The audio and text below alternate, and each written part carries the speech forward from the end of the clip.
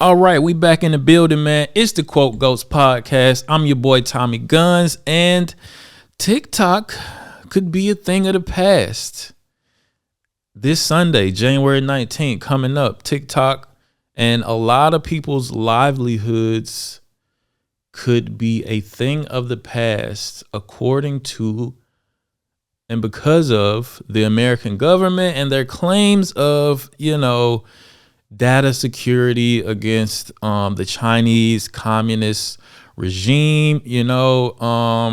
Me personally, I don't like that explanation doesn't suffice for me, because every American app catalogs, steals, spies on people. They take our data, and like, what data could the Chinese really like use of ours any fucking way? We already being spied on by a tyrannical government, whatever app we're on. So I think they're just they don't like the discourse on TikTok. They can't control it.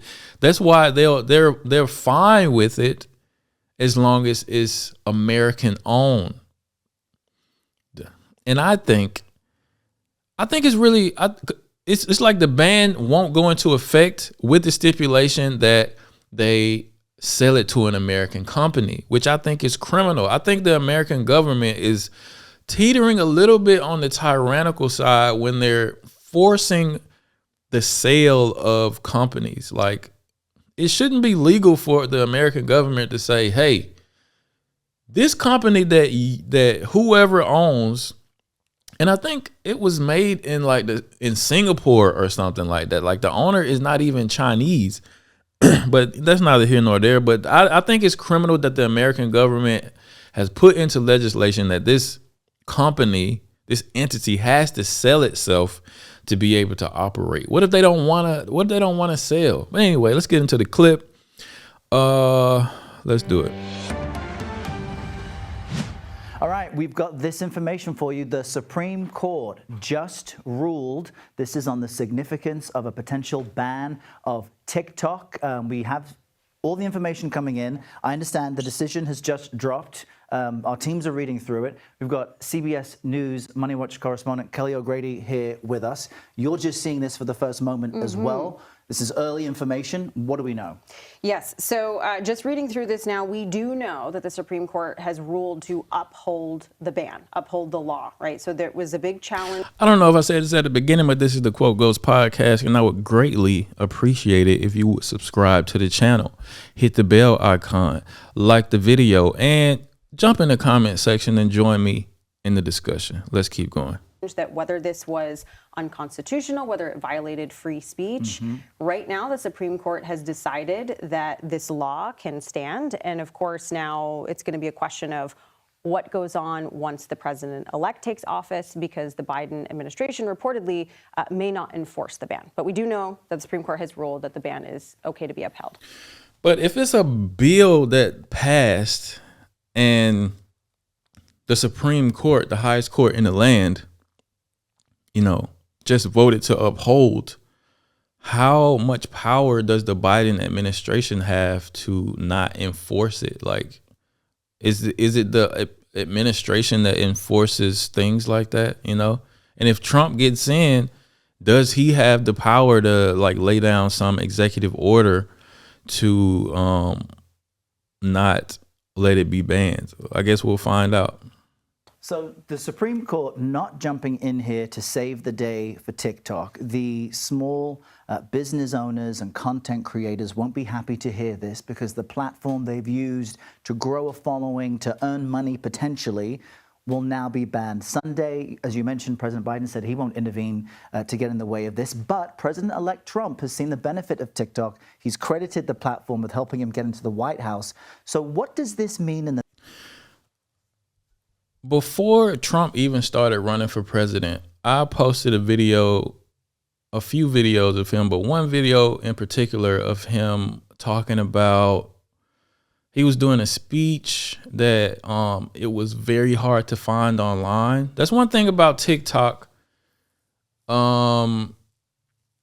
you can really like the public discourse on there. Like, I don't think there's another app where people can really find like obscure information on as much as TikTok. Don't get me wrong, TikTok is a very censored platform at the same time. But I posted this Trump video and he was talking about, you know, there's only two genders. If I get into office, I'm gonna do away with women and with men and women's sports and stuff like that. And that video is to this day my highest performing video on TikTok.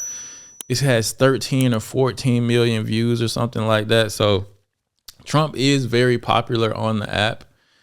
And I just think I think I'm not that fond of TikTok because I've been censored to oblivion on there.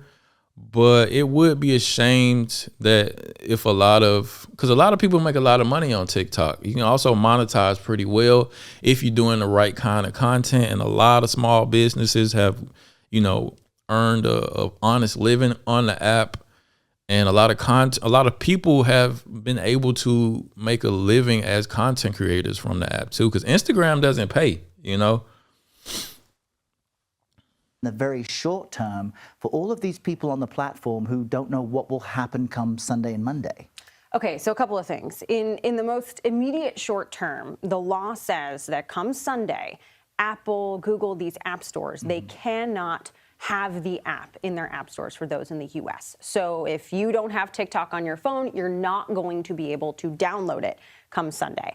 Now, TikTok is reportedly considering not just, okay, we'll still allow people who are using the app to have access to it. They are reportedly considering completely shutting down access for all users. So that's sort of the first question of what might come Sunday for those of us that do have the app on our phones.